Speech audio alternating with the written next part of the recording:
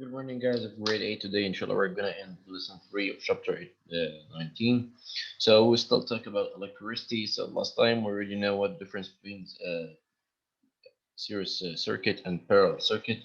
And we know that our homes already they are using the parallel circuit to ensure that once there is a bulb or an electric device is unscrewed or there is a circuit, okay, so the other rooms could keep working, okay. So as we stopped last time at this part, and we know that electricity is already passing through the country with a complex network of cables and wires. Okay, finally you receive a branch of these wires, okay, or branch from the main cable, okay, that pass to step down transformer that decrease the voltage, okay, because as we know in the power plants they already create electricity and higher voltage that could reach is about 10,000 volts. Okay, and of course that's too much, but they produce these volts to ensure that this energy is sufficient to keep pushing the current to a long distance. But once it reaches your home, you cannot receive these thousands of volts. So we need a step down transformer that is gonna decrease this voltage, okay, into 220 volt. Okay, then okay, this the cable you receive it, okay, that will pass to the electric meter, the device which counts how many, okay, kilowatts of that mean how many electric okay, energy you used or consumed within a month. And then here it passes to this main panel. Okay, this main panel actually it's a just panel that contains a lot of switches. Each switch actually is considered as a main switch that control a branch of this parallel circuit. That means each switch could cut off the current, okay, of the entire branch. That means, for example, here we have three wires, so we're gonna have about three switches in. If you just turn off one switch, so you cut the electricity from this branch. If you switch off the second one, so you cut off these and so on. And then as you can see, okay, from this control panel we get the wires. They are connected in parallel to the different parts in your that's how the electricity are flowing in your home. But we still have something important to know. That's how could I protect our home, or how could I protect the circuits in home, offices, factories from whatever any mistake that could happen. Imagine that, okay, for example, this step down transformer for some reason is not working or something wrong happened, so that means a lot of voltage will pass to this wire which may cause a burn to the home, okay, or something like that. Or imagine, for example, that there is a kind of bypass, okay, or that mean a conflict happen in that circuit or something like that, causes a problem inside the electric circuit. So how could I protect from getting burns, okay, because of electric shocks or electric problems? So we have something that we use in our every home contain this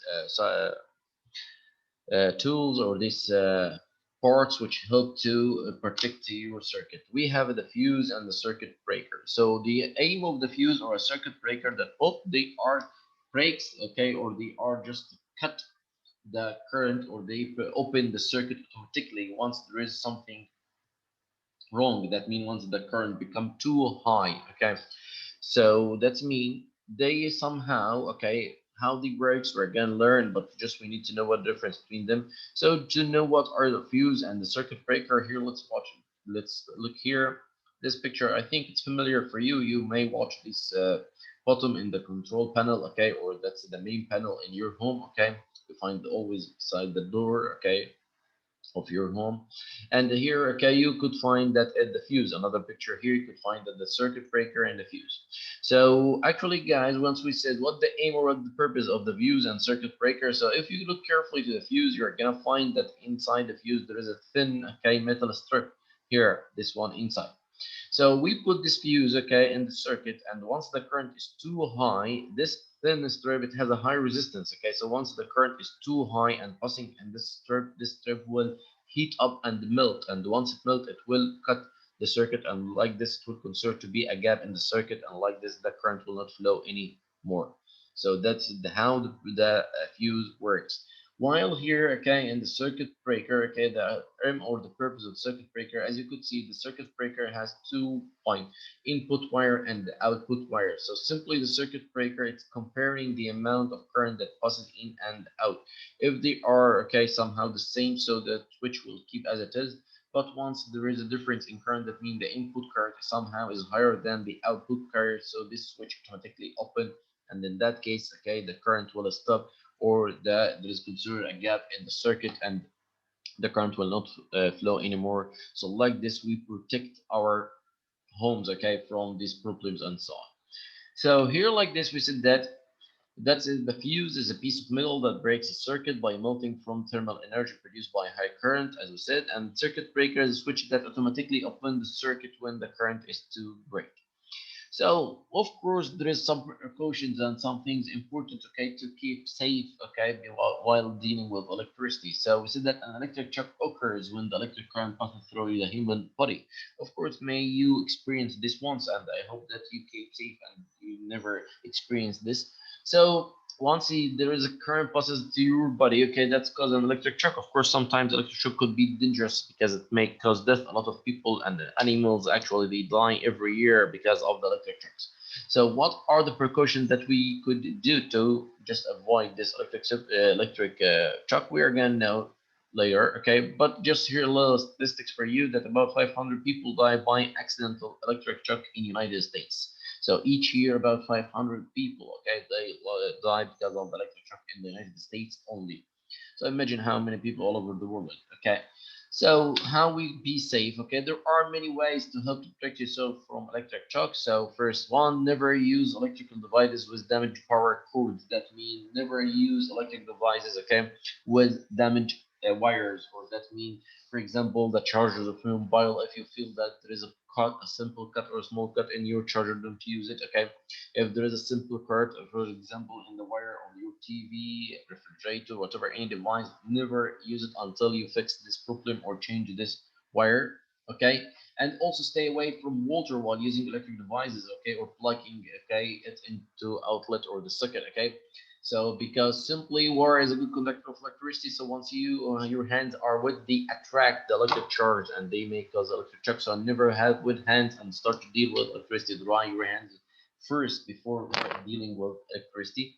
Okay, so and of course, okay, don't put any kind of outlets or electric sockets, okay, in bathrooms or some beside a source of water or something like that. Also here, you avoid using extension cords and never plug more than two home appliances into an outlet once. That there is a kind of the device, okay, that we put it in this the outlet that has two or three branches to just connect the TV, the receiver, the PlayStation, blah blah blah, to the same outlet. That is wrong because that's considered a high load on the same electric outlet, which make it carry a higher current. So the wires inside the wall or the wire inside this outlet may, okay, melt and cause a kind of fire. Okay, so that's is not good. So always just plug one or two devices max, okay, to the one outlet. And finally here, never climb the utility poles or play on the fences surrounding electrically, okay, substitutions. That means no, that's as you know, once you pass beside any power plant or any area that has an high electric volt, there is a sign say dangerous, don't, okay, touch or don't avoid on something like this. So never play, okay, beside this parts or these electric boxes or something like that because they have a kind of current, so it may cause a shock for you. So like this, guys, we end our lesson. Okay, I hope it was easy. Okay, so please study very well from your textbook and check your SMS for the worksheet 3. And if you have a worksheet for 3, and if you have any question or something's not clear, okay, please send me your questions. Thank you, guys, and goodbye.